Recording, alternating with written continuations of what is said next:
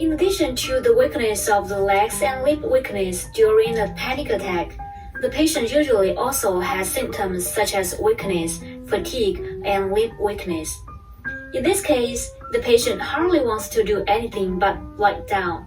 Perhaps the level of fatigue and weakness is not comparable to that of a panic attack, but the distress caused to the patient cannot be underestimated. Saying this is not alarmist because symptoms that do not seem to be fatal because of more frequent attacks and longer duration have a great negative impact on the psychology of patients. My body is really dying. It is over. I'm exhausted. I'm a waste. I must have a weak kidney, a weak body. I'm really sick. Similar words, I have hurt too many people too much. Even a lighter patient can lie down for a whole day if there's nothing else to do. If the weakness of the limbs is combined with the numbness of the limbs, it will make the patients imagine a precursor of stroke, and worry and fear will arise spontaneously. These negative thoughts may not be strong, so they are often ignored by others, but they make you vaguely worry and worry all the time. And this kind of worry and worry that is not strong will make your body continue to maintain a state of self-protection. In this state, adrenaline may not be secreted in large quantities at one time, but it will be secreted excessively for a long time. Your nerves do not have enough time and space to repair themselves.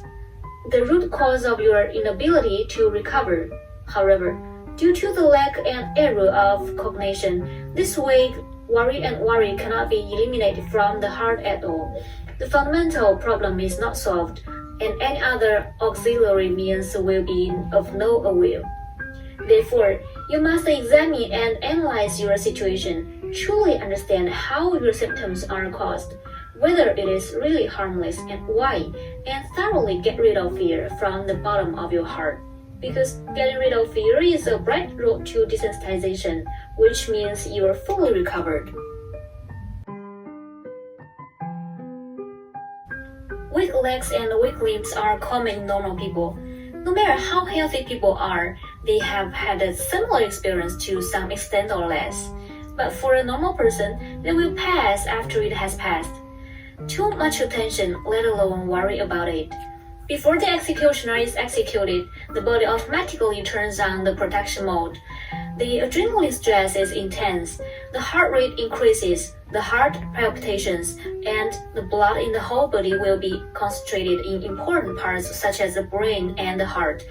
Because in the face of a major crisis, the brain will run at high speed to try to reverse the deadlock, even if it knows it will die.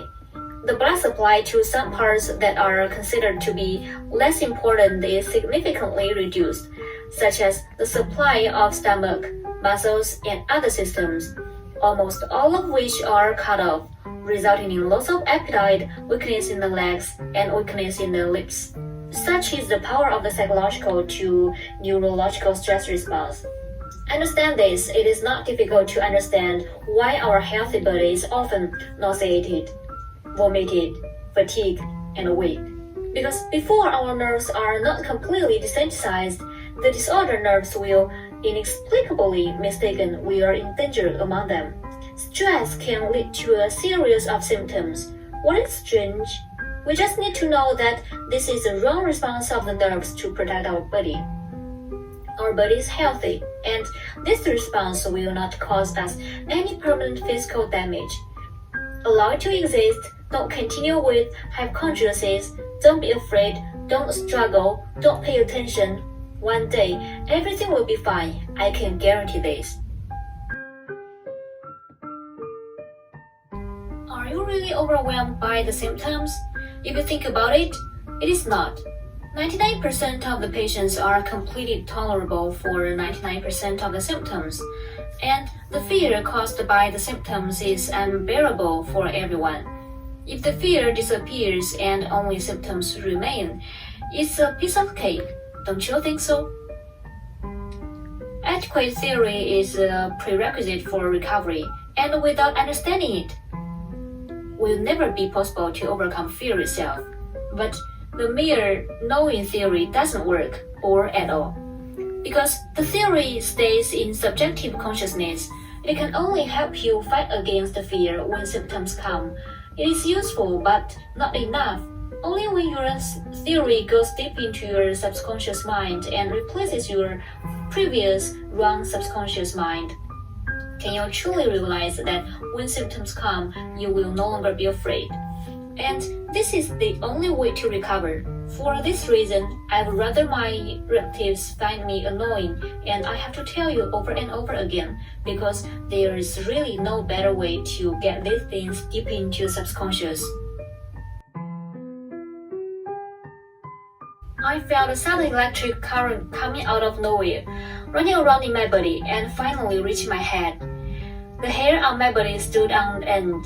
My arms were full of goosebumps, and sometimes half of my face was numb, and my scalp was numb. Teacher, I got goosebumps all over my body when I get nervous and excited, and then my scalp tingles. Could it be that I'm sick? Yes, you are indeed sick, but it is not the precursor of facial paralysis that you imagined, nor the precursors of cerebral infection, but your nerves are really sick. Scalp tingling and standing hair are the body's stress response to stimuli such as cold or fear. At this time, there will be a layer of small pimples like goose skin on the skin, because there is a small muscle under each hair, the pili muscle. When animals are under threat, sympathetic excitation causes the erector pili muscle to contract, and a small bump will protrude on the surface of the skin, causing the hair on it to stand up. This is done to keep warm and to scare away the enemy. It's just a stress response. Everyone will know the flat hair cat in the brain. It's just that humans have less and less hair due to evolutionary needs. This is true for normal people, not to mention those with anxiety disorders. In addition, the same is true for scalp numbness. It's just that your nerves mistakenly think that you need to keep warm or fight off the enemy's self-protection behavior. This point, you can understand, do not need to pay too much attention. If you divide the level of your discomfort into 1 to 10, suppose the real situation is 1, but what you feel may be 5 to 10, because your nerves are extremely sensitive, and this is anxiety. It's even possible that a normal person's level of discomfort is obviously 2, but he can't feel it, so it doesn't matter whether it's uncomfortable or not, right? Of course, this is not to say that the discomfort is caused by your random thoughts. On the contrary, your feeling is real. Any discount caused by nerve sensitivity is magnified 10 times and 100 times, and it is also because the nerves send you to you, caused by an error signal. Well, wrong is wrong, let it go. For example, dizziness. Everyone will be more or less or visual deviation if the degree of visual deviation is 1 to 10. In fact, my visual deviation is 1, but I feel it's ranging from 5 to 10. When I was 5, I could endure it. And when I was 10, it was really uncomfortable. But when I practiced and didn't care, it got better day by day. Because I know that normal people may be too more serious than me, although they can't feel it. Another example is hypoglycemia. In fact, hypoglycemia is not worth a fuss at all. And the proportion of women with hypoglycemia is even more than 50%. Low blood sugar can give you a dark, groggy feeling, but it all settles. And in the same way, your level of hypoglycemia can be only 1 or even more normal than normal people. But once you have anxiety, this feeling will also be amplified to 2 to 5 times, so that you have a great the fear, and the fear prompts your adrenaline to rise and further amplifies your symptoms. So the symptoms of 2 to 5 times even become 10 times. Let me ask, at this time, who can stand it? The same is true of the heartbeat. I never understood why I could hear my heartbeat so clearly, and it was so loud. Same thing. Our nerves are too sensitive. This leads to the wrong signal being sent. I understand the truth, whatever. The more you think about it, the more nervous your nerves will become. The more nervous your nerves will be, and the adrenaline will continue to be secreted wrongly, and the nerves will continue to be wrong transmit signal, vicious circle. But when you don't understand, you are afraid. It's normal. After you understand it thoroughly, then you don't care anymore. Don't be afraid anymore. It's your fault. Maybe you will say, I already understand anxiety. Why am I still afraid? What I want to tell you is that your understanding stays in the subjective consciousness and does not go deep into your subconscious. How can you counteract your deep-rooted wrong subconscious? The real understanding of anxiety disorder means that the wrong cognition of all symptoms is completely replaced by correct cognition. So, as to achieve a thorough, unified, and correct cognition from the depth of subjective awareness and subconsciousness, and finally achieve the real purpose of getting rid of the fear caused by anxiety disorders, and this is used to it. The first type of night terrors often occurs when the heart is about to fall asleep or just falling asleep. Suddenly, the heart skips a beat. It feels like it has stopped beating, and the patient wakes up suddenly with palpitations, head carrying fear. One form appears, that is, a sudden weakening, feeling unable to breathe. Another situation is nerve beating. The patient is weakened by the sudden nerve beating and even has tremors. This situation most relatives have encountered is the most common, very similar to the first type of panic attack. Even if you have completely overcome the panic attack, this type of night terror can still come in because it occurs when you are completely or not awake enough yet. At this time, your will is the weakest. You can understand that the subjective consciousness is slow, and the subconscious takes the initiate. If your subconscious correct cognition is insufficient, then the subconscious first reaction is hypochondriasis and fear. This sudden situation makes the patient at a loss. Even friends who have a certain understanding of anxiety disorders, it is difficult to make a rational review and analysis under this situation, and even have immediate the urge to rush to the hospital. At this time, I suggest that you don't have to endure the fear and continue to fall asleep, and don't let your family members call emergency calls. All you have to do is turn on the light, stand up, and slowly wake yourself up from the half dream. Don't be afraid. Don't be afraid, since your nerves don't know that you are sleeping now. The disturbed nerves think that you are facing danger and make a protective stress response, making you temporarily fight or fight state. This situation will not cause you any harm. At best, it will only scare you. When you're awake, you can better analyze and deal with it. When you are fully awake, practice for dealing with panic attacks is a good choice. After the practice, you can try to fall asleep again. What if you can't sleep? You can listen to music, read a book, and temporarily do it's good to do something you like. For friends who only wake up from this type of night terror, it's enough to say the part about wakening from night terrors and skip the rest. If the first type of waking up from night terrors is a somatic response, then the second type of waking up from night terror is a mental symptom. It also occurs when you are about to fall asleep or just fall asleep, a black hole out of your control.